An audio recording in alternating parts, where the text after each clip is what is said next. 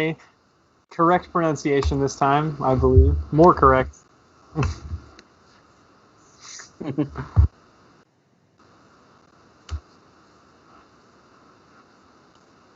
How do you do?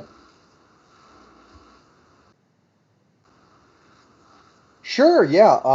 My name is Alex Mitchell. I'm a starting strength coach, obviously. I own a gym called Stronger Now, which is nestled in downtown Sandy Springs, Atlanta, Georgia. And we train mostly people in their 50s, 60s, and 70s. So I kind of specialize in masters clients. But, we've got people from all over the map, beginners, all that kind of thing.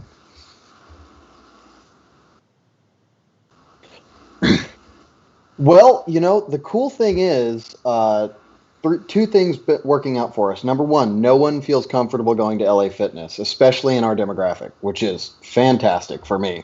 And number two, maybe more importantly, we've got a wind tunnel of a gym. I've got a garage door that I get to open up and 6 or 7 windows across the place. So we've got excellent ventilation. I'm sanitizing all the equipment, all that kind of stuff. So it's actually working out to our advantage. I know it's one out of many. Yeah. We're really lucky, very lucky. We kind of skirted by all that. And if you know about Georgia, Georgia was the first state to open up, and the governor has fortunately for us at least, prevented anyone from shutting anything down ever again. So. Very fortunate.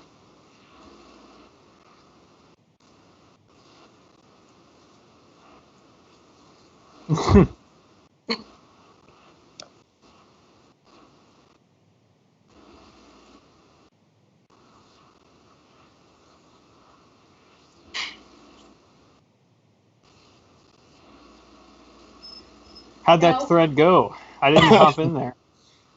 Alex, were you in there? Can't say that it caught my eye. No. Can't say that it caught my eye. Has anyone ever done any A/B testing on this? I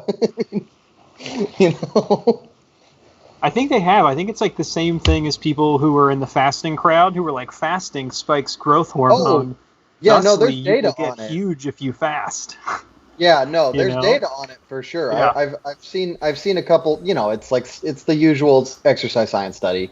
N equals 13. But yeah, I've seen some data on it showing no significant effect that I could see. But if you believe in yourself, that's half the battle. Right, so. Exactly. So just quickly, it looks like I had my microphone muted for the stream. So the question from Reddit was, does ejaculation hinder your T levels from spiking and hence hinder muscle growth? So sorry guys who saw me yapping away with nothing coming out. Oh no. All right, do we have some consensus there? The other take is time spent ejaculating could be time spent lifting or time spent eating. Yeah. So the man's got a point. Where does intensity come into it? Yeah. The less sex, more eating, more milk. Yep. And if you get fat enough, you just won't have to worry about ejaculation. So you might not know. All right, that was the best of Reddit. Glad to hear. It's all downhill from there. We've got a couple of questions. Dr. Zach Manwaring, he wants to know some recommendations for lifters. Like the shoe? The shoe. So. Okay.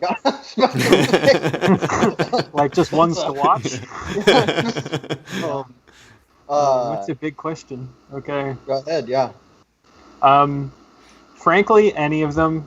If you don't have them, any of them is better than none of them. If you want to look really tall in the gym, go for like Reebok Legacies. Put some 1/2-inch inserts in there, and you'll get like a free 2.5 inches to tower over your friends with. There is that. I would recommend against going that cheap route of like, what is that, Nordic lifters? Nordic. Yeah, they fall apart in like 5 months. And the heel is 2 inches.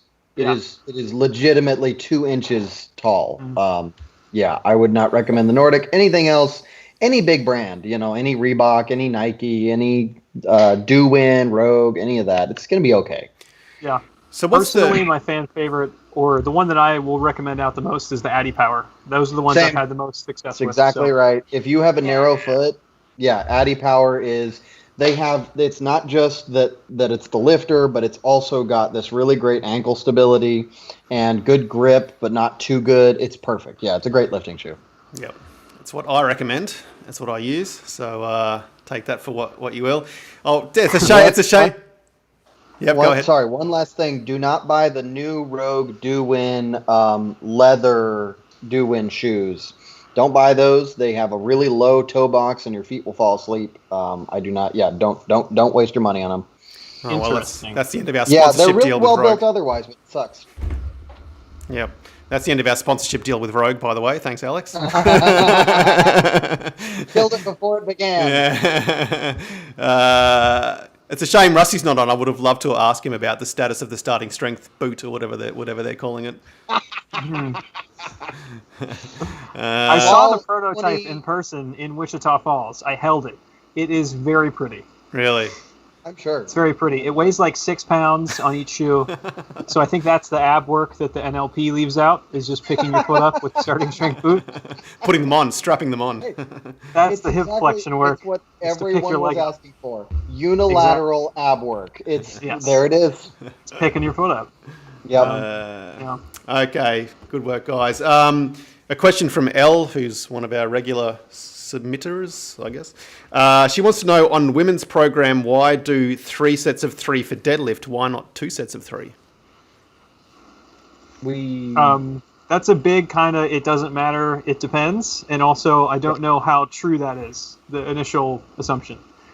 Yeah, we do 2 sets of 3, from what I understand. I mean, 3 sets of 3. Yeah, like you said, it doesn't matter. It depends. Right. So that's one of those things where it's just like, if you have the recovery resources to get away with it and you start it at a reasonable intensity, you can probably continue to get away with it and see an amount of success just by merit of your training. If you are, for some reason, taxed with your recovery resources, be it you're on a cut or you're abnormally out of shape or you're dealing with some other problems, maybe stay to 2 sets of 3. But it's kind of this thing where it's like, it's not necessarily consequential at that stage of the game, but 2 places is a good place to start so that you can add that 3rd set as a card to play a little bit later on. And I would add on the other side of that, if you, for instance, needed more practice on the deadlift, then if you wanted to practice your form a little more, then 3 sets of 3 is perfectly fine as well. Elle said, she left a comment and said the app has 3x3, which is true. Does it really? Mm-hmm. Yep. And I believe that's what Mr. Rippertoe told me to put in the app. Just I might pretend double check that. Yeah. We're going to fade out to one of those empty screens of fuzz now. I'm not crazy, right, Kay? There's in the blue book, it's 2x3. I thought it was 2 sets of 3. It's absolutely 2. I memorized. I better double check that. It's 2 sets of 3, unless they could have done one of these changes. Mm-hmm. Yeah, they change it in the additions quite some amount, but I can't imagine going from 5 reps to 9 would be starting strength. It doesn't make any sense. Yeah. All right. Sounds a lot more BBM than it does SS. Well, I'm sure Rip will call me and tell me if that's all wrong. I'm sure he's watching this right now. He watches every episode. Religious. I'll double check it, and we'll check Elle, and we'll get back to you on it. Yeah. All right. Thanks for that. Thanks for ruining my life, Elle. Let's whip into some form checks. We've got a few to get through today. So the first one is going to be, let's go in reverse order. We'll do Vili Sundman. You just got to screw me up, don't you? Yeah, sorry, man. Had it all loaded up. Vili Sundman from Finland with his tube of miscellaneous liquid on the floor. Oh, yes. He's very synchronized in the outfit. This is the ideal gym outfit, I think. Accurate. It's black everything, white old Addy Powers, black stripes. Yep. That's the man. You know he means business.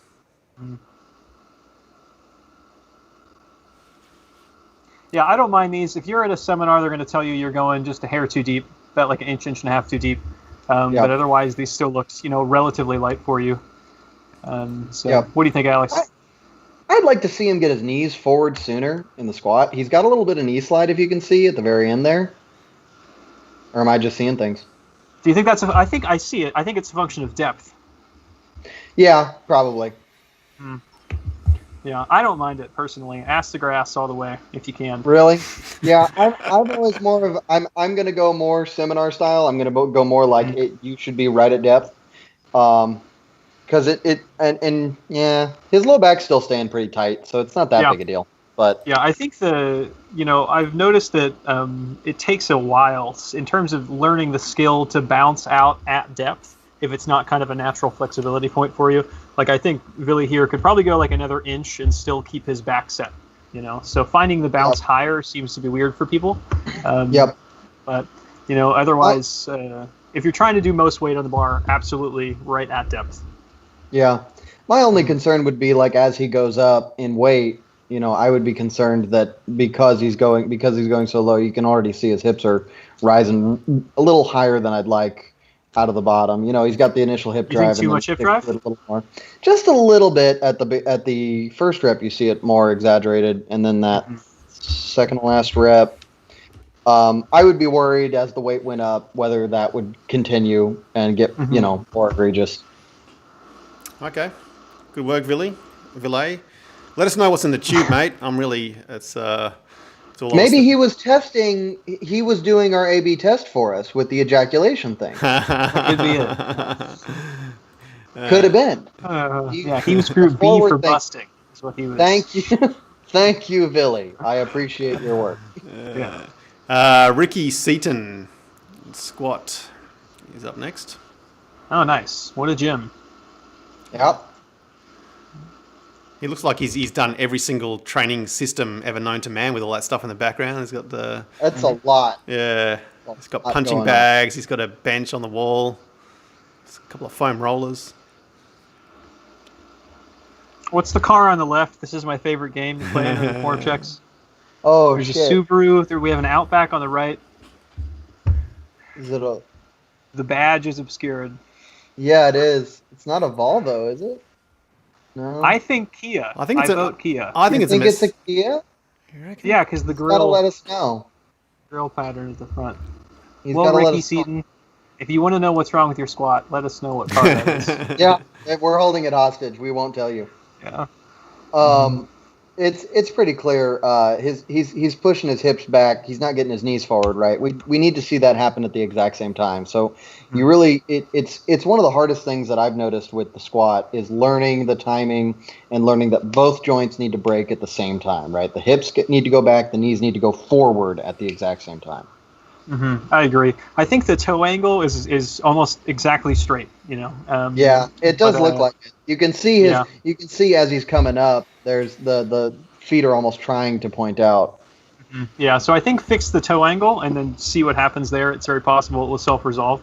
But I definitely agree with Alex Mitchell that problem, kind of the sequencing, is one of the hardest to solve. I would say, whenever I like to use overcorrective cues the most, to say knees first, and then normally it'll line up. So. Yep, that's exactly it. And you just have to put that in context afterward. Otherwise, if they're leaving you, right, if they're not a consistent client. Yeah, yeah. Jordan Fraughton reckons it's a Subaru Legacy. Just he thinks it's Legacy. Yeah. Okay. Guess we'll find it's out. a Subaru household then. Yeah, it is. Yeah. Yeah. All right, Ricky. Thanks for the form check, mate. Petar Velchev. We've had Petar on a few times. Oh, yep. I remember Petar is the thick thighs boy, as he calls himself. Oof. He absolutely is. He thick.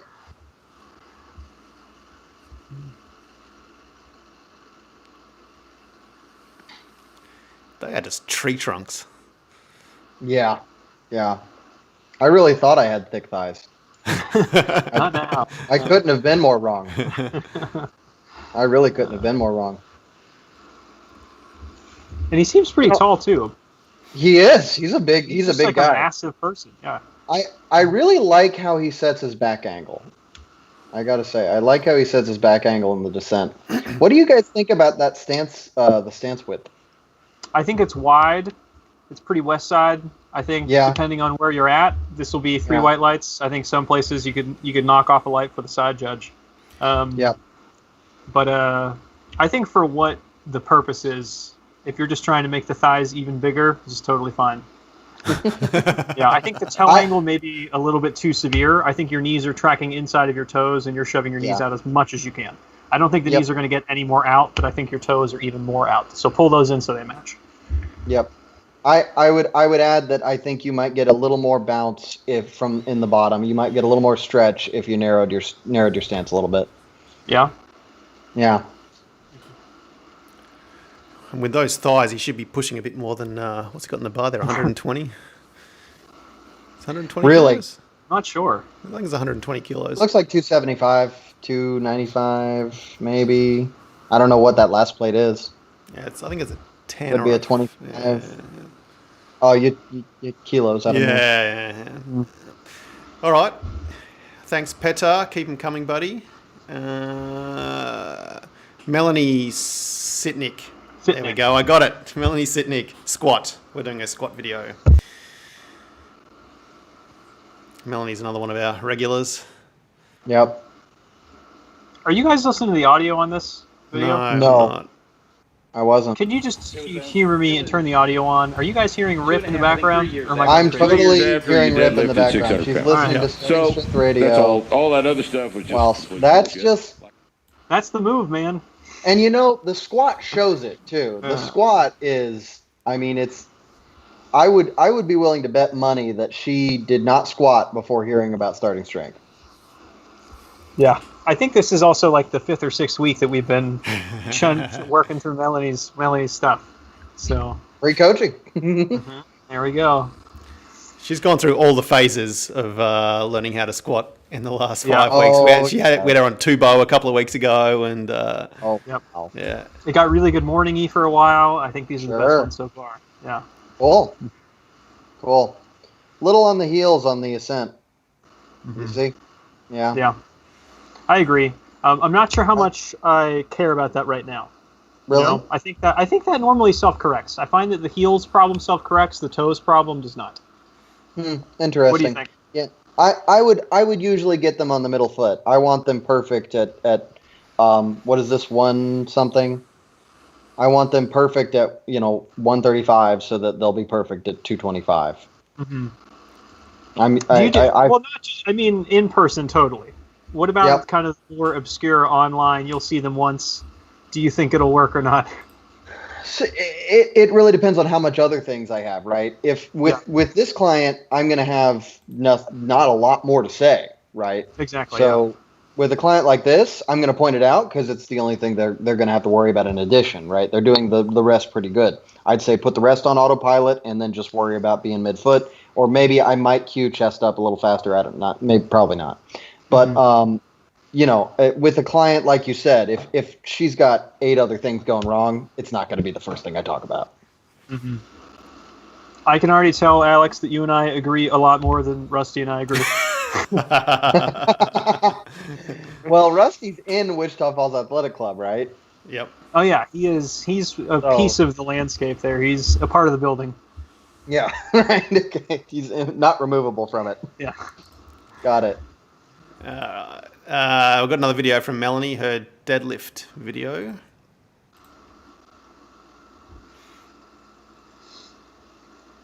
I appreciate the headbands in both videos. Fellow headband warrior myself. She got those black and white Addy Powers as well, which I've been searching for a long time. Are those the Addy Powers, or are those the power lifters? I think it's called just the power lift or something like that. Yeah, it's the threes. Yeah. The threes. Yep. I recommend those to my clients because they're a little cheaper than the Addy Powers, I think.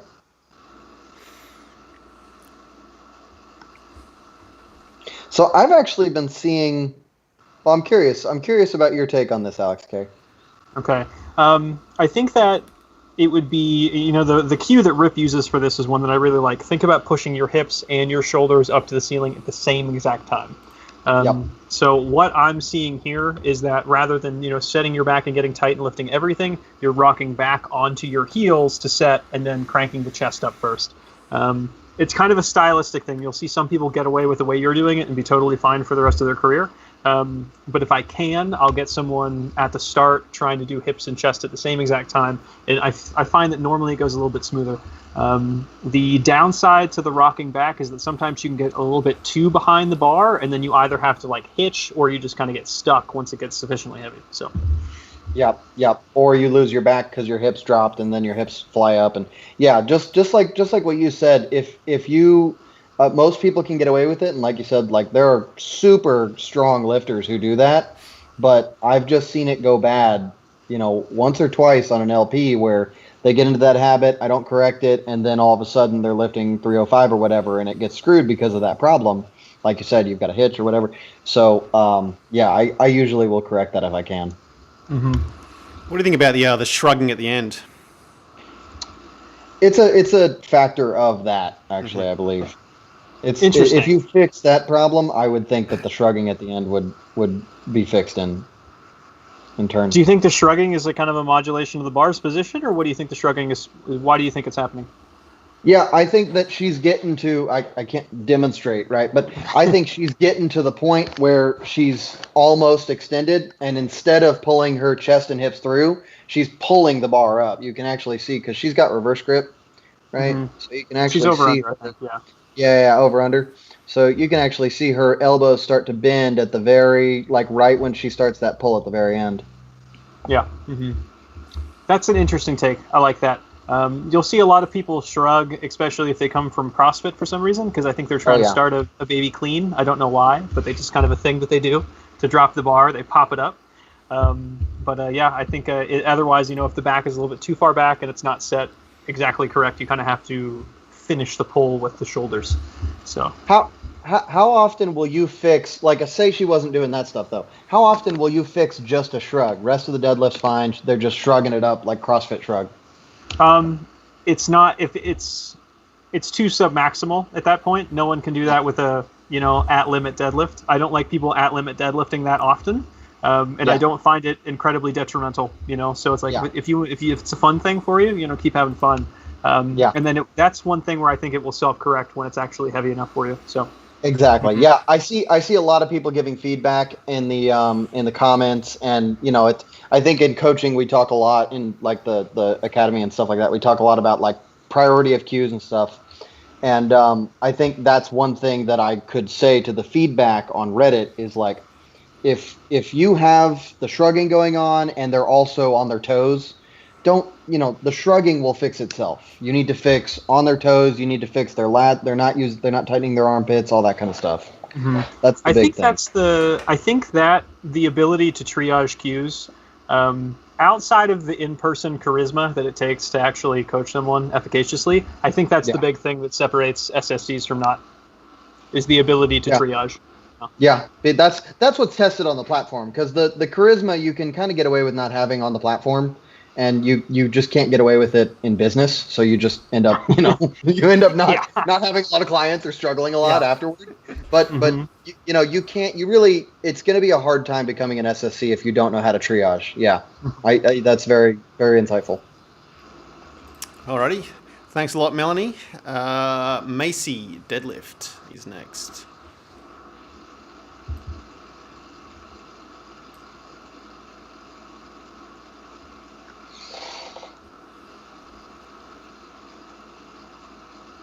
Interested to hear your take, Alex. Okay, cool. Yeah. The first thing I'd say to this lifter, if she was in front of me, is I'd tell her to slow down, take every rep as if it were a single, and I'd probably have her take the hands off the bar, start every rep at the beginning, like it says in the blue book, at the beginning of the deadlift portion of the session. There's a couple form errors that happen downstream, but I would say that probably most of them are caused by just rushing the process. It's very touch and go. We're not really resetting our back each time. Mm-hmm. Yeah, I completely agree. I think this is still 145 or 155. I can't tell what those tiny weights are, so that's still a great pull. Oh yeah, for sure. Yeah, you will be able to pull a lot more if you do just take your time with it. I know the deadlifts suck, so you want to get them over with. But just on the glass half full side, think about having a 2 to 3 second rest in between each rep. So that's a positive take from it. There is that, you get a little break. I always say, you have a choice between the pull feeling awful or the setup feeling awful. And given that choice, you should always take the setup. Because if the pull feels awful, if it's maximal enough, it just won't happen. You won't complete it. Right? Whereas the setup can be awful at 405 or 135. It doesn't really matter, right? So you sit with that discomfort. You get your back set just right. You do it every single time at the beginning, and it makes the weight feel like nothing. Through your LP, you feel a lot stronger in the pull because you did the setup correctly. Yeah, I think I try to get people as early as possible to think about setting up every single time as if you're pretending it's 100 pounds north of what you can actually pull. Yep. And then that way you're going to be pleasantly surprised when it is moving, and then you're not going to be in unfamiliar territory. Because I remember early on in coaching, I just have like some athletic guys who their first day they could pull 275, 315, and I just wouldn't really care about how tight they were getting because I was like, yeah, they're studs, they'll figure it out eventually. And then, let's say 1 or 2 more plates down the line, they will run into that wall and be like, oh, hell, this is actually hard, And you've got to unload them, and then you've got to reteach them, and that was your fault, and you never forgot it. Yep. That has definitely happened with me as well. Oh, we got here. A dog. Puppy wants to say hi. Oh, that was a cutie. Kenneth Quattrocchi. Oh God, Kenneth Quattrocchi. I don't know. I'm doing my best. That is you. We're trying. We're trying. Yeah. So Kenneth had a few comments alongside this one, so I'll read them while we're watching this. He said he's been struggling with the squat ever since he started taking strength training semi-seriously a year and a half ago. Said his form's improved, but whenever the weights get somewhat heavy, his form breaks down big time. His 5-arm deadlift is 350, but in this video, even at 205, the latter reps of the set result in a more vertical back angle. I'd love nothing more to get my squat dialed in so I can finally start training the associated muscle groups properly. I'm on rep 3, so if you're ahead of me, feel free to take it. Yeah, I'm around there too. Okay. Yeah, this is kind of, you talk about the stripper deadlift, this is kind of the stripper squat syndrome. He's got his knees like locked way, way back, and he's got his low back really extended, right? So he's kind of way back here. I'm always used to demonstrating. I can't demonstrate here. So what I would do with this lifter is, you can point out to people that you can like lock your knees and then you can lock your knees, right? And we just want the first lock. Your knees need to be straight, but they don't need to be back. They don't need to be all the way extended back here. And if you do that and you stand up a little bit straighter than you are right now, brace your abs real hard, crunch down, do like a crunch but standing, you're going to straighten up just a little bit more, and that will fix a good bit of probably what's going on, in my opinion. I agree. I think normally a lot of people, whenever they're hearing things like get tight to the bar, brace as hard as you can, they will just think about extending things that they think they should be extending. So when we're saying like, hey, you need to brace like hell under the bar, they'll say, I need to extend my lower back as much as I possibly can. That's not the same thing. So if I told you to like flex your bicep, you could do that without curling your arm all the way up. You can hold it about halfway open and get your whole arm tight without actually moving it.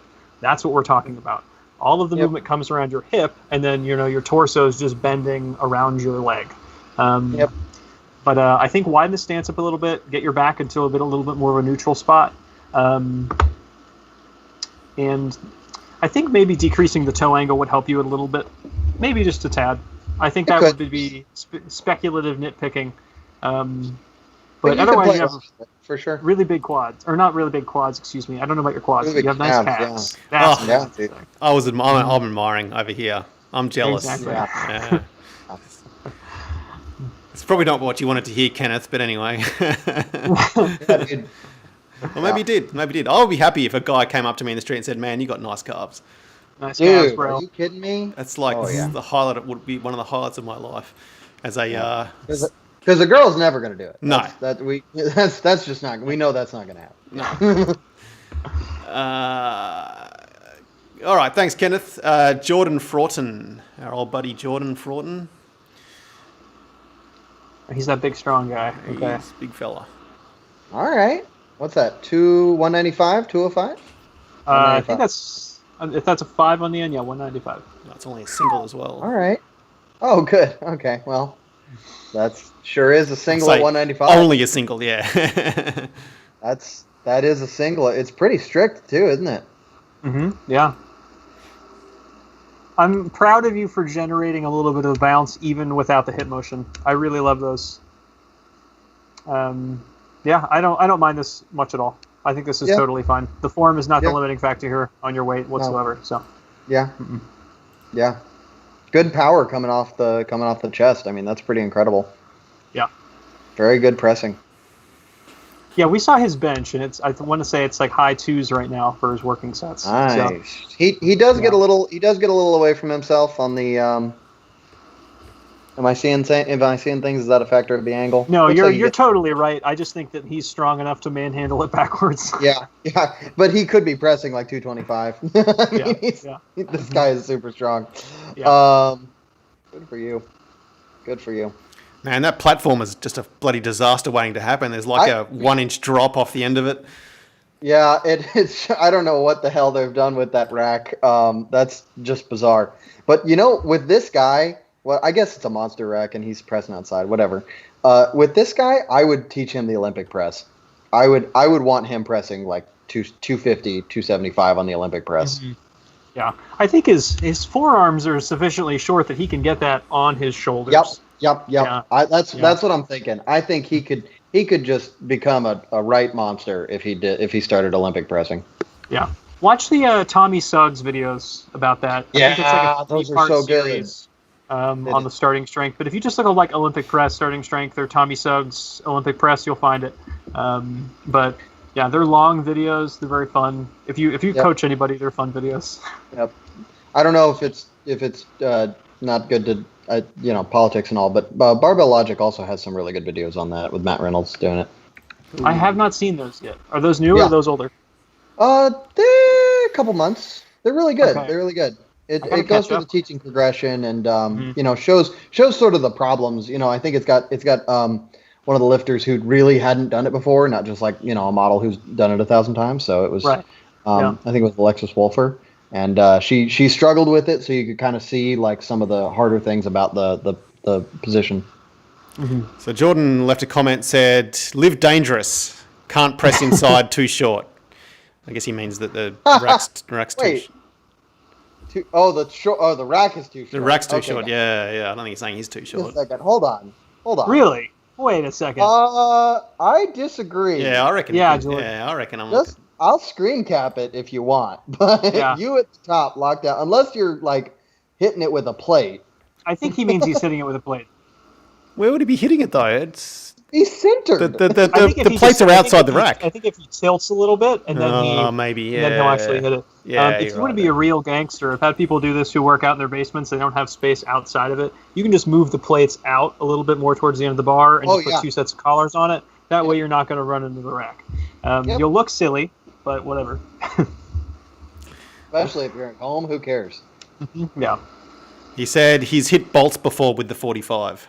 So. Oh, the bolts on the... Yeah, that's a big monster rack. Yeah, those bolts are probably like that big. Yeah. All right. We'll give it to you. Get an elephant bar, man. Press with the elephant bar. Awesome. Thanks, Jordan. Good work, buddy. Joe Pescato squat. 320. This is one of the ones I was looking at. He's got that killer like Amazon $20 belt. Everyone comes in with that belt. Mm-hmm. Yeah. I think it's like on the sponsored link. So literally, I think look so. up lifting belt. It's like this is the lifting belt. Yeah. This is the belt. If you don't have this belt, you're not even really a lifter. If he's squatting 320, he can call himself a lifter, I think. Yeah. I don't mind these. I think these are totally serviceable. I think the big thing I would like to see would be a slightly narrower stance. I think this is a little bit wide for you. Yeah, I would like to see how that plays with it. I don't think it will really change your mechanics that much. You're getting a little bit too much hip drive. Think about leading your hips and your chest as a pair.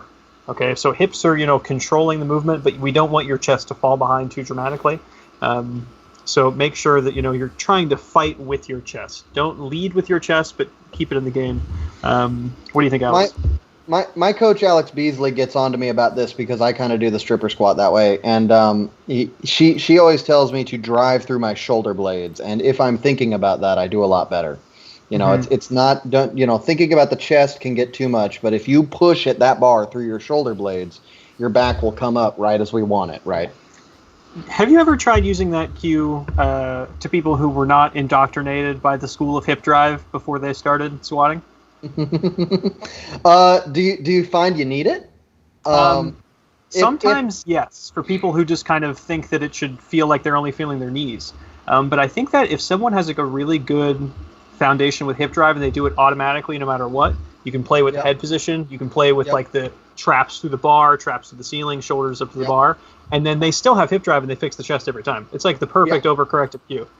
Exactly. Yeah. If they just started at starting strength, you can absolutely do that. Mm-hmm. Yeah, that's a fun artifact of hip drive. It is funny. I don't get many of those, except for the form checks. They come in from out of town. But most of the people I'm dealing with in my gym are, they don't even know who Ripito is. They don't know what starting strength is. This is the first time they've ever touched the barbell. Right. Yeah. Yeah, actually, Joe had a few comments because I think we had him on last week, and he said, I think he's talking about the feedback we gave him on the last episode, which is he tried to keep the elbows as close as possible to the body, and he tried to go lower. And he's saying his upper back felt better with the elbows closer, and usually he was getting a bit of dull pain in his forearms, but not this past week. Yeah. That's awesome. Yeah. Cool. All right. We've got a couple more from Joe. What have we got next? His press video. Joe Piscato.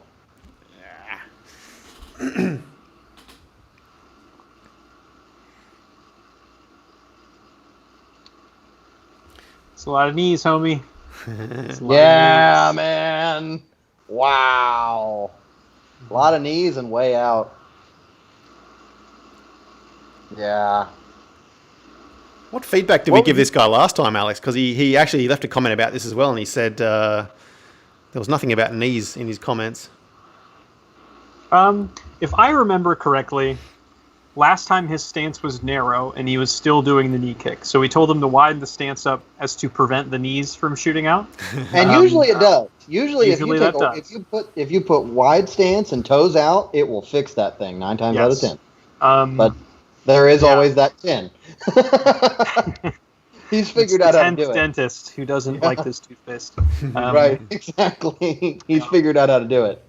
I think this is just too heavy for you to get a good feeling with the 2.0 or the bouncy press. I think that the solution that you're looking for is your knees, and you kind of have to use them at this weight.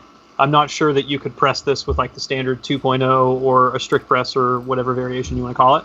And that's kind of a function of it getting out so far. So I think the big thing is, think about pressing through your nose, through your bangs, pressing it back towards your head. And then I would take some weight off the bar. Just go back down to 135 and you could probably figure out the 2.0 again and then just ramp back up from there. Yeah, that's really insightful. That's a really good read. You're right that he's defaulting to the knees in like this case where it is not efficient to use them. It can't feel good to use them. Mm-hmm. You're right. That's just where you're going because it's too heavy. But yeah, the key of the press is getting that bar back. And one of the beauties of the 2.0 is that you're moving your hips forward, your torso will naturally move a little bit back, and you're going to be able to get a nice straight bar path up instead of having to go around your face. And you're kind of losing that because you're dealing with this knee bounce. Your torso isn't really moving much. Your hips aren't really moving much. All right. Mm-hmm. Yeah, I think that just about nails it. I'm interested. Send in another video. Give it a few more tries. Yeah. Feel free to throw in press, by the way, on your benching days. It's not that stressful. Just when you're learning the form, just hammer out frequency for a while until you figure it out. Yeah. If you have time, man, that is helpful because the upper body volume is definitely one of the key things that is criticized about the starting strength program. And if you have time to press, shit, it's not going to hurt you. Yeah, it's not going to hurt. What are your thoughts on adding some curls in at the end after that as well, Alex? Oh, M? please, will you stop? Dude, I don't play aesthetics, but again, I deal with like 50, 60, 70-year-olds. They're just trying to pick up their grandkids and, do what you do when you're 50, 60, and 70. Yeah, Mick, I think it's a factor of audience because I'm trying to get everybody on the bodybuilding train. Get out of here! Yeah.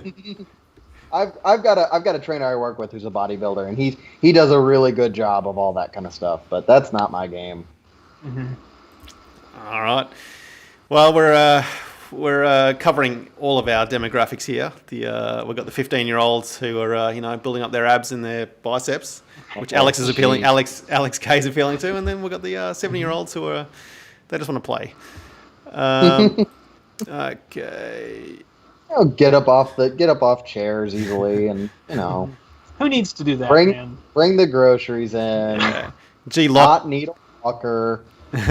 G Lock left a comment. He said, "Curl the kids." So there you go.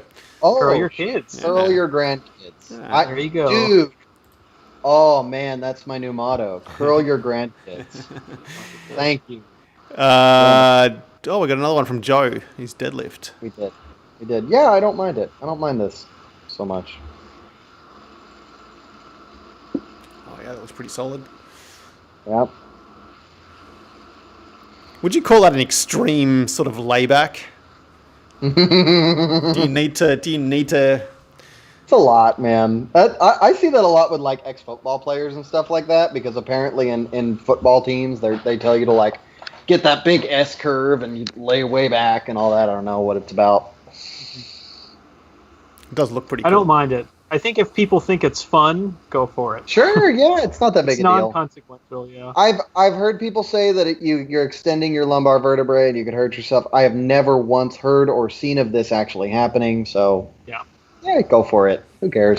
Yeah, it's not going to make you miss a 500-pound rep or anything. Exactly, yeah. The only time I've actually had to correct this when it was really severe, it was kind of a similar setup to this. I had the person shift over so that they were standing right in front of the upright of a squat rack. So they just essentially had right at the end of it. Yeah. And then if he laid back too much, he would just donk his head off of it. But yeah, so he figured that out in like 2 reps. Yeah. Makes sense. But other than that, I think these are pretty solid pulls. I remember we saw Joe's deadlift a few weeks ago, and I think this is much improved from there. So yeah. Good work, Joe. Joe actually left a comment about the previous discussion about the pressing frequency. He said, would you suggest to press 4 times a week, for example? And he said currently he's pressing twice per week, Monday 5x5 and Friday intensity. I mean, we just said 3 times a week. You maybe do that before you do 4. You know? Just that's try a whole 3. step in between 2 to 4. We just said 3. 3 seems, try 3. Mm-hmm. Yeah, I would say when you're adding in a third, keep it lighter than you have to, just for a little bit, so it doesn't interfere with your benching too much. But other than that, I think you should be okay. If you're like a young muscular guy, just try to gain weight and you'll solve half the problems. So if you're in a surplus, you can get away with a lot of silly programming stuff. So, or if you're just young muscular guy, I mean, those guys can get away with a lot. Mm-hmm. Lucky bastards. I know. Jason Deadlift is up next. Thanks for the videos, Joe, and the questions. Oh, this is the same setup we had with Macy. That's I think they're husband and wife team. Cool. Couples lifting. Love seeing that.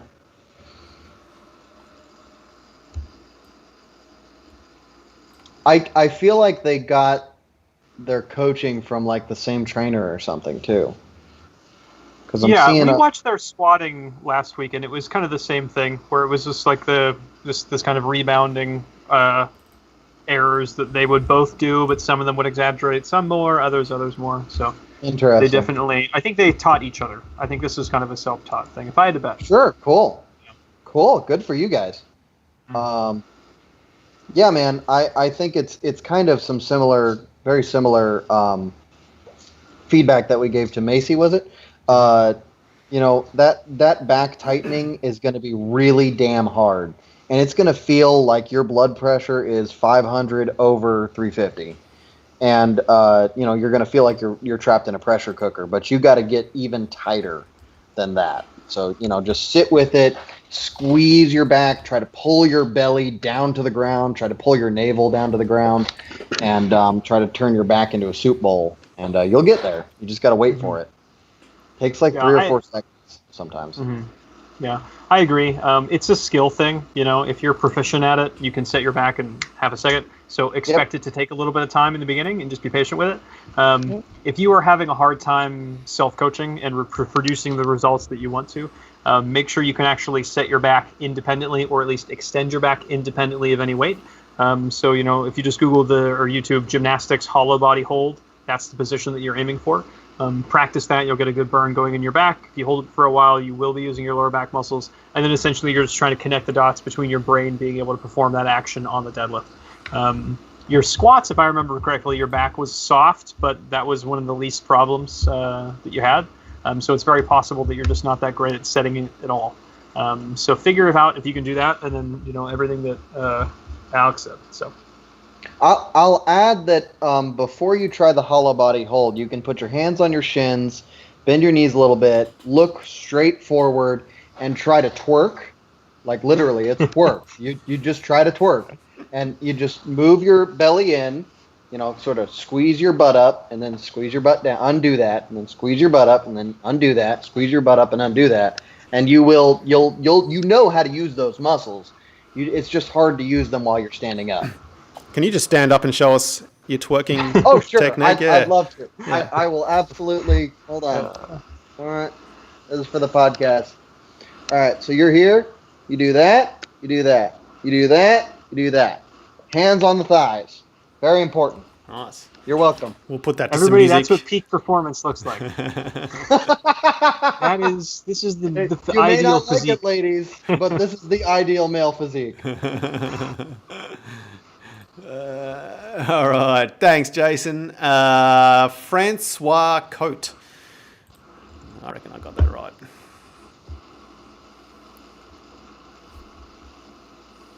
We're going to watch this whole setup. I reckon. I'm guessing it's going to be 45 seconds before we see rep 1. So this is what I pictured him, exactly what I pictured him looking like when I heard his name. Yep. And that makes me very happy. 100%. Yeah. Handsome man. Handsome man. Yep. Oh, it's 20 seconds. It would have been really disappointing if he was like 6'4" and looked like a sailor.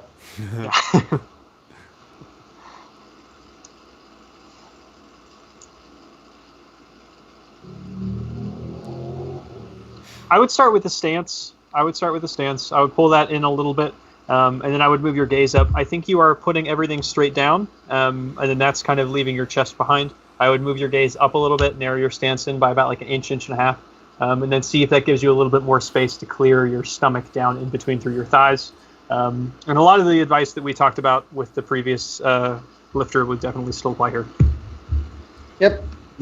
Learn how to set your low back without the bar in your hands, and then you'll be better at setting it with the bar in your hands. I think I'm never going to recommend the hollow body again. It's just going to be twerking only. Yeah, man. I mean, then you can teach them. You can add value. It's a value add. You learn how to twerk in your first session. There you go. Okay. All right. Thanks, Francois. Send us another video, mate, and we'll be good to get your updates. We've got Elle's press up next. Mm-hmm. I believe this was from today's workout. She sent in a very late video, which we managed to sneak in. Oh, man. Oh, good fight. Good fight. Yeah, this is super simple. You just need to focus on pushing it back. Think about if you had bangs, think about trying to hit those, right? Get it straight back as quickly as you can. And not, I'm not telling you to go all the way back here. I just want this distance from here where the bar starts to here where the bar needs to go up. I want that distance covered as quickly as possible. And if you can get that done, most of this will figure itself out, I feel like. Mm-hmm. I agree. I think lifters would help here. I don't like people pressing barefoot normally. Sure. Yeah. Yeah. That's more I've nitpicky, also, but go ahead. I've also had people float the bar a little higher, like up near their chin, because sometimes if they're not doing the 2.0, then that'll help them sort of. The tendency is to go right, and you can kind of see she does that. She sort of pushes it forward around her face and then doesn't really ever go back. Mm-hmm. I think the 2.0 would be flattering here because it's essentially just mechanically solves the problem that you're creating for yourself.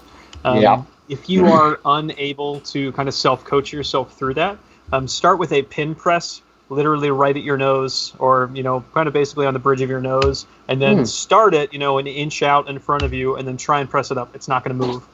Pull it right back into your nose, get your nose right into it, and then you'll have to think about pressing it backwards for it to move. So it'll help you practice that bar path from kind of a safe and less exhausting angle. Similarly, if you have someone who's not really pressing backwards on the bench, they're just kind of doing a front raise and they're going straight out from them, a pin bench is pretty helpful too. I found even a pause bench, yeah. Yeah. Mm-hmm. I found that, people who do this tend to do that same thing with their bench. I don't know. They just like going out and away from them. Elle said she feels like she falls over forward worse when she had her lifters on. Interesting. Okay. Well, if you fix the bar path issue, then you won't fall over forward worse, and then you'll be able to wear your lifters. Mm-hmm. Can confirm, yeah. Oh, there we go. Okay. Thanks, Elle. We've got another video from Elle. I think it's her bench video. Oh, okay, cool. We'll see. Yeah, we'll see if you're exactly. You've Nostradamus yourself. Yeah, let's see.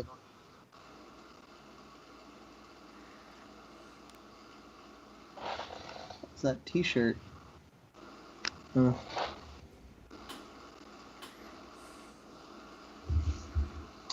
you do see a little bit of it. Oh, wow, she's cool. Cut it together, nice. Yeah, there we go. This is some editing action. Yeah. I was totally wrong. SSC revoked. It's going back over the shoulder. Yeah, they'll make anyone an SSC these days. Standards are just trash. Yeah. Man, she's got a third angle as well. This is Damn, Elle. Good for you. This kind of client I would almost coach for free. This is just there you go, Elle. Tell you what. Great job. Everyone should be like you. Yeah, I don't mind these too much. I think these are totally fine. These are good. I would say, it's kind of nitpicky, but I want to see you keep the same tempo as you descend the whole time. You have a tendency of sort of slowing down as you come to your chest. I want to see your chest reach up to the bar, and I want to see that bar descend at the same tempo the whole time, because I've seen that cause problems down the line as you add weight. But yeah, that's nitpicky. These are really good. These are fine. Mm-hmm. Yeah, I think you are micro-loading. I think I see microplates on the end of the bar. Yep. You may not have to right now because those were warm-ups for you. So yeah, those are super light. Be brave for a little bit and then take some larger jumps. But I think these are totally serviceable. Yeah, maybe for one or two workouts, it can sneak up on you really, really quick. So don't overdo it. But yeah, for sure, this is really light. Cool. Thanks, Elle. Good job. She's doing well. She only started a couple of weeks ago, I think. Like literally read the book and started. So she's cool. She's doing a great job. Dr. Zach, squat. The good doctor. He's a chiropractor. Oh, we got that information. Good for you. Yeah, okay. Yeah. Well, if you're a chiropractor, you would know squatting is bad for your back. And knees. Why are you even... You're bending over while you squat, doctor. Vertebrae are just going to disentangle. Spine will disarticulate, and then you're dead. All right, you take this first. I'm interested to hear your take before I poison the well. Hold on, let me watch it again.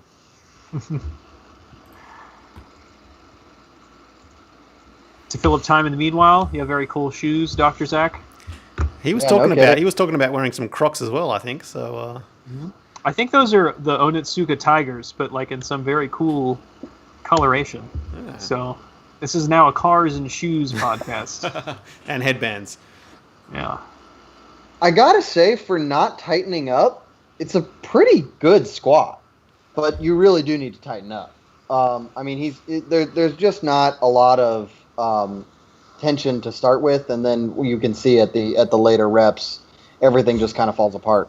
So it's maybe reread the chapter in the squat. I think it's the squat chapter where he talks about the Valsalva and really, big breath, bracing your abs. It's like doing a crunch, but you're standing up instead, and also bracing your low back. I imagine you've done low back drills if you're a chiropractor, but I don't know. I don't know what the education's like with that.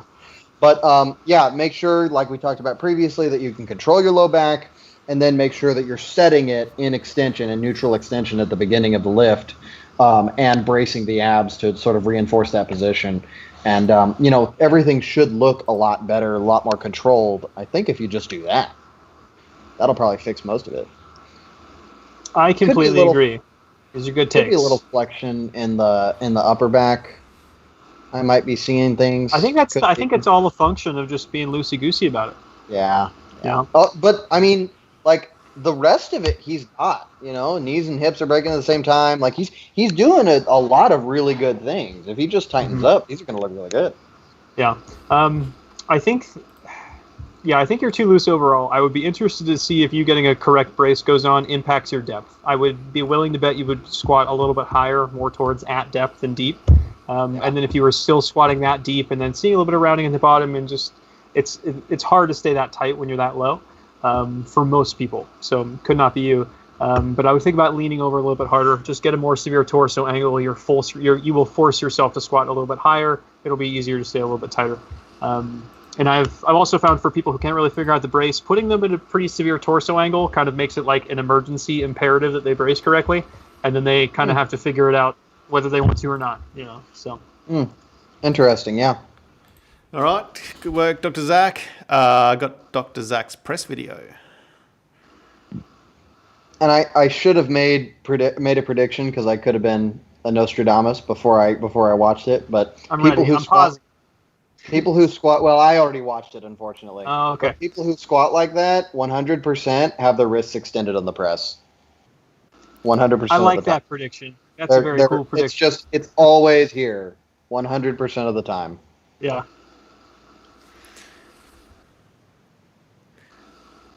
I mean, I'm loving the lady in the background with the knee wraps doing quarter squats. I just want to point that out. Dude, I thought that was great. It's a programmed movement, man. It's quarter squat day. Dude, her knees can't pass her toes, dude. Her knees should not pass her toes. So she's got it. That's depth. I don't know what to talk. It also appears she's wearing multicolored chucks as well. Like the sad part is she's doing a damn lot of weight. I'm sure that there was just because I came from Globo Gym. I'm sure there was one personal trainer who started her on this journey and taught her that her knees should not pass her toes. And this is where she's gotten, and she's damn strong. But, this is where it is. Yeah. Well, Zach, reach out to that lady next to you. Let her know the good word. Yeah. Yep. Let her know the good word. Her knees can, in fact, pass her toes. Mm-hmm. About this press, I think fixing the wrists and by nature fixing the bottom position, because that'll all change kind of at the same time if you get the wrists together, that will solve most of the problems. And I think you are kind of cocking your hips backwards a little bit early on the rebounds. So think getting tighter. It's the same bracing problem that you're having on the squat. Get tighter when you're standing perfectly upright, and then send the hips only forward. That'll probably get rid of a little bit of knee bend too. So hold on, let me look. Is his setup pretty good, and it just loses it later? Yeah. So those wrists, fix that in the setup. And the number one and number two things I see here is, you do a good job of bending down. You get your knees bent a lot, which is good. Bend them a little bit more and set your wrist neutral at the beginning of that. Set your bicep against your forearm. Get all of this as tight as you possibly can in that setup position. And then grip it like you're trying to strangle a wild animal. Like, grip it until your knuckles turn white and you can't feel your hands.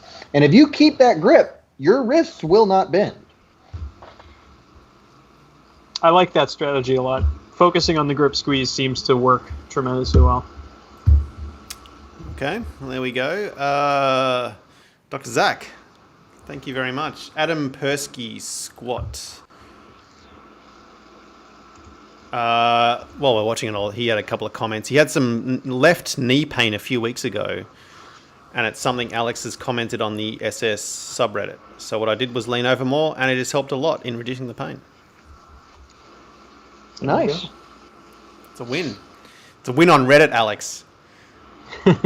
One of the very few. If there ever is a win, yeah. All right. I didn't know those existed.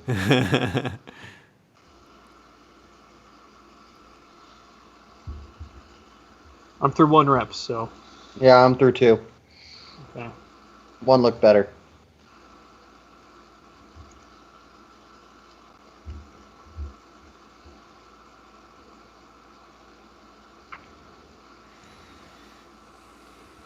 This is a long set.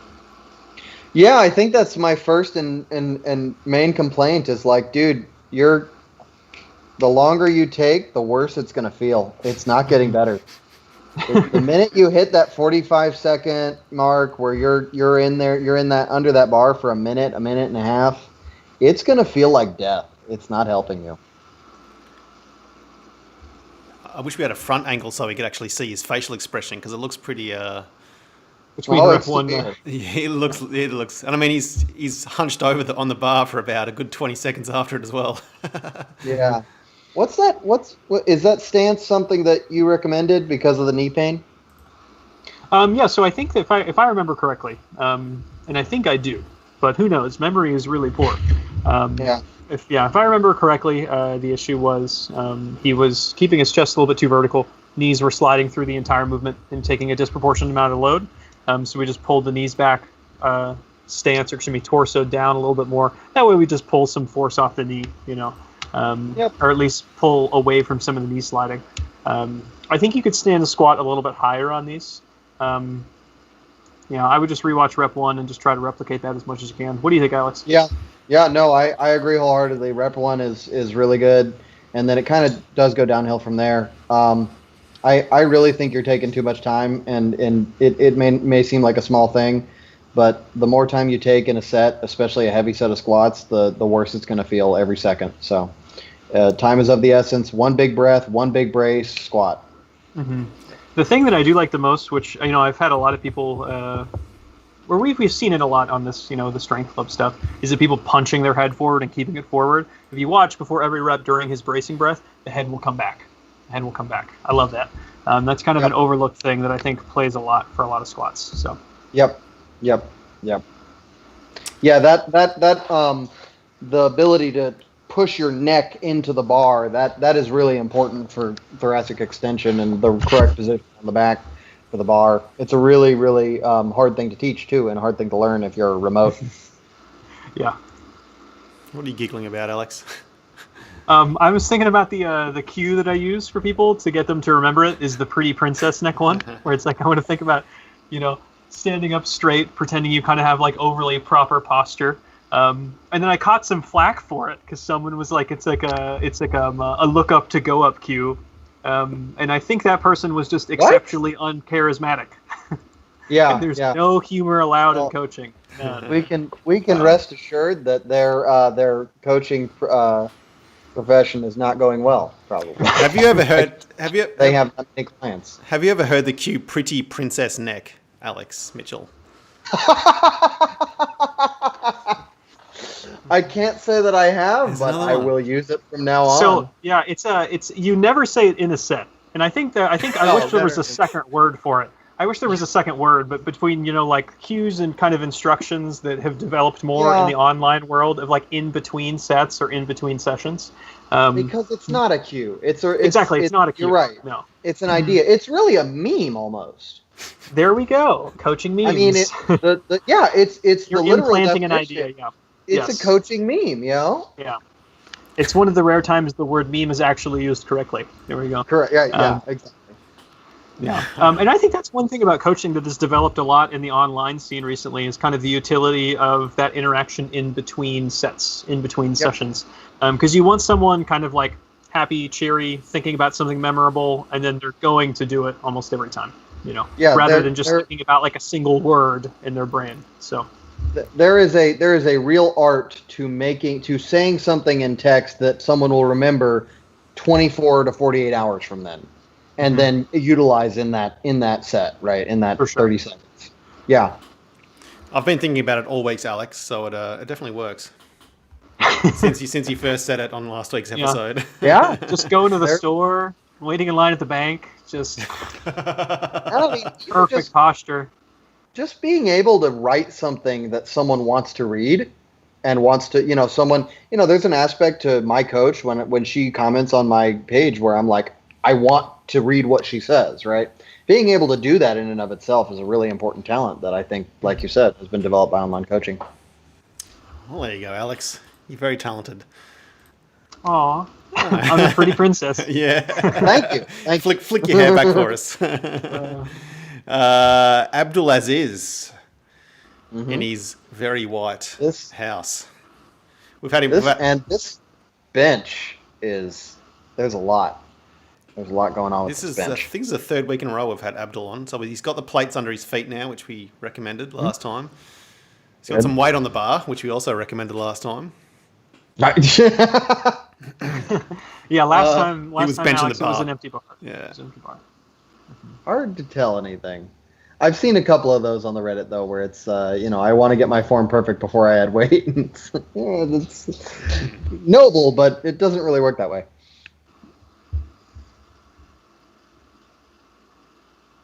Cool.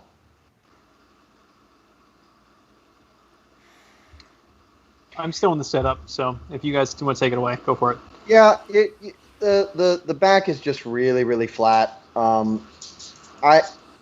If you had bigger plates, that'd be rad, or like even blocks so that your whole foot fit on it, and you could really push against it. That'd be super rad. And I could even go with a little more elevation there. And what you're trying to do is you're trying to pin your shoulder blades to your butt or to your tailbone, right? You're trying to get those 2 points as close to each other as they can get and really reach your chest up to the bar. And you're once you get that, I'm pretty sure most of the other things that I'm seeing are going to fix themselves. It's at least the first thing I'd do. Yeah, I think getting the arch down is probably the best thing. If you have someone with you, and they don't need to be a coach to do this, but if you're laying down and you think you're in an arch, have them grab both sides of your ribs and just pull up. Kind of just basically right in your waist area, and then it's going to create that arch. It's going to create that for you, and you'll be like, oh, I could extend this much more. Yeah. So they don't have to be that talented to figure that one out, but that could help you, get a better connection with how extended you can actually get, with how arched you can get your spine to go. But otherwise, I think that's the first step. I think those hooks may be slightly too high. I think you're losing your shoulders by having to get those out of the bar. So maybe move those down one. That way you can kind of stay packed a little bit better. I agree. I think that the bench press, if the client doesn't get it initially, doesn't get that position, it's one of the hardest things to teach over online coaching, and one of the things I rely on tactile cues the most with. Because, there's nothing like shoving someone's shoulder blade into depression and retraction. Some people just don't know what that is, and being able to and then wrench their rib cage up at the same time immediately fixes the issue. Mm-hmm. All right, Abdul. We've got a couple more from Abdul. Number 2. I don't know what this is. I'm guessing, hoping this is a press. It is. It's the barbell curl. No. And we're doing the bar. So we're watching the whole thing, watching all the setup. Oh, I'm not. You got no patience with this, Alex. Oh no. We used to skip forward, but we actually found there's a fair bit of good stuff in the setup. And sure, I watched the setup. I didn't watch him walking up to the bar. Yeah, the setup is pivotal. It actually makes it really easy to see everything with his entirely white background. It's amazing how white this house is. I couldn't live in that. What happens if you get dirt on your shoes? Yeah. You just don't, man. You got to live the clean lifestyle. Maybe he lives in like Arizona or something. I reckon he's in the Middle East somewhere. Oh, I guess. Oh, well, there's no mud anywhere, no water. No, and he's probably got people that come in and clean everything up for him. So let us know, Abdul. Oh, Where are you from? That'd be interesting to know. yeah, How's the yeah. lifting scene in the Middle East, if that's where you're from? Dude. Well, you got Zohar there in Israel. Who? Zohar? One of the SSCs. Oh, One right. of the newer SSCs. Yeah, you got him there in Israel. Yeah. I didn't know if you were going to mention this, the bodybuilders in Saudi Arabia or the SSC in Israel. I was like, which one is it going to be? I know Zohar. He Okay. he went to a couple seminars with me, so really good guy. I'll let you take this one, Alex. Okay. Put some weight on the bar first. Yeah. We'll start with the wrist position. So all of the things that Alex Mitchell was talking about with the wrists. I think you're actually a little bit too straight, or a little bit too about here. Most people, when they're trying to take the bar and they're putting it into an extension, they're thinking about getting it back towards kind of their index finger for some reason. Remember, when you're getting and setting up to the bar, you need to turn your hands down. You're trying to get the bar seated in this point as much as possible. Okay. So that when you're there, you'll take it out. It'll normally self-adjust to the correct position once you think about doing that in the setup. The videos, I think it's like Rip Fixes Your Press Grip or something to that effect, has a really good demonstration for this. I want to say there's like 3 or 4 videos of that being floated around on the Starting Strength YouTube. I'm sure Barbell Logic probably has some good ones too. I just don't know the names of all of their stuff by memory. But I would start with the grip, add some weight to the bar. In terms of the hip motion, you are throwing your hips backwards before they go forwards. I think that's kind of a consequence of not having weight on there. Once there is weight on there, you will be greatly disincentivized from doing so. But there's not too much we can tell just from here. So. Yep. Yeah. There's a lot of things that get fixed. The problem with doing it with the empty bar, and I understand the need or the want to do this, but the problem with doing it with just the empty bar is that you can fix everything with the empty bar, and then you put 10 pounds on each side, and all of a sudden it's ruined again. And you have a whole new host of different errors that crop up because weight is on the bar. So it's way easier to just start loading and then show us that, and show us when it's kind of hard, fix those errors, and it'll continue to be kind of hard because you're on linear progression. So that fixes the process down the line, right, down the stream. Mm-hmm. Yeah, very well said, very well said. Nice one. One more from Abdul. This is our last video. Finish it off. Oh, he's going to be seeing a deadlift, I think.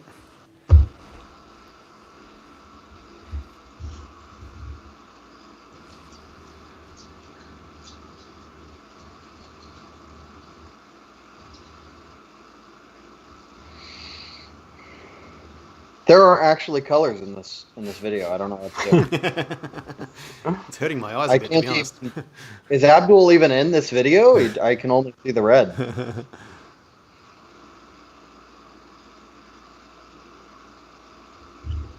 Do you think those are 25s on the bar? What do you think those are? They definitely are they are definitely are 25s. Okay, those are 25s. 100%. Yep. So you got to get if you don't have 45s, sucks. But if you do, you've got to get it at least to that diameter. What is it, like 17-inch diameter? So it's a 6.5-inch radius, 7-inch radius, something like that. Oh God, no. I'm pretty sure the bar is like 9 inches off the ground. I think 9 inches off the ground, 8.5 inches. If I remember correctly, I think it's 9 something or 8.5 something. Mm-hmm. Okay. Yeah. So you got to get it at least that radius off the ground, the radius of a 45-pound plate, or a standard 20-kilo plate or whatever. So if you have blocks or if you have those plates, you could definitely add some weight to the bar. This is really light. So it's the same problem that we were having with the press. That it's so light that a lot of the things you're doing, you're doing it because you're not disincentivized not to. You're doing it because it's so light. So alongside that, I don't even know if I'd worry about anything else. It is definitely forward of midfoot as you're sitting it down. So you'd focus on that. But really, I just want to see weight on the bar, and I want to see the bar at the correct height. Mm-hmm. Yeah, I completely agree. This is one of those things where I think one of the big things or the big misconceptions that people have is that if it is not perfect, you are not getting any benefit out of it. So or you'll get injured. Or you'll somehow immediately explode or combust or something to that effect. There's a wheelchair out of frame, by the way, from all the squats. It's just I've been rolling the gym to do abs. So I think for a lot of people, they're like, hey, if the lift is like C plus, C minus, or for some people, if it's like even B plus, they'll be like, well, I shouldn't do it until it's perfect because I'm not getting reward out of it. Don't let the perfect be the enemy of the good. If your form is mechanically inefficient enough, it will throttle itself, and then you'll be left having to reevaluate. But in that time, you'll still have gotten some valuable training responses out of it. So it's worth it to just keep doing it. It's definitely worth it just to do the thing. A lot of times you'll just figure these things out on your own once you kind of hit that cliff of inefficiency, and then you can reevaluate. It's not optimal, but I would rather have someone do that, run into that wall, than just stay at an empty bar, or stay at 95 pounds for 4 weeks. Yeah. And I would add that this is not something that just starters or just beginners worry about. Like I have the worst trouble with having to push through reps that I know are not perfect, right? That are really like B plus, A minus form. And it's something that me and my coach have worked through a lot. So, it is hard, it's definitely hard, but it is always better, as Alex K said, it is always better to do a good or an okay or even a kind of bad squat at weight than it is to do a perfect squat with a 45-pound bar, because you're really not getting anything done with a 45-pound bar. Mm-hmm. Yep. All right, Abdul, thanks a lot. That was the last form check. So anything else any other things you guys need to talk about, or let's wrap it up? Alex, do you do online coaching, or do people sure just do. visit you in Atlanta? Oh, people can visit me in Atlanta, and I also do online coaching. So look at me. I'm on the Starting Strength registry. I also coach through Barbell Logic Online Coaching as the online coaching platform. But yeah, if you're in Atlanta and you're in Sandy Springs or anywhere around North Atlanta, come visit me. We've got a really cool digs. Awesome. All right, Alex Koesarie, where can people find you? Yeah, I do online coaching independently, not through any company. You can find me on the Starting Strength Coaches Registry. I work with a lot of athletes, so a lot of people who are doing, kind of like Spartan things, Ironman things, CrossFit, a lot of martial arts, a lot of grappling. I've been grappling and climbing for like the better part of 10 years of my own. So if you are, doing any sort of cool sport, hit me up. I'd love to talk to people who are doing sports. But otherwise, I do work with a fair amount of just general population people too. So hopefully we can argue about programming if you want to email me, if anybody does. So that's a whole nother can of worms we could get into. Oh my God. Not today. Not today. Anyway, thanks a lot for your time, fellas. Thanks, Alex Mitchell, for joining us on such short notice. That's really appreciate it, man. You got it. Thanks so much for having me. Thanks a lot, fellas. All right. See you guys. See ya. Bye.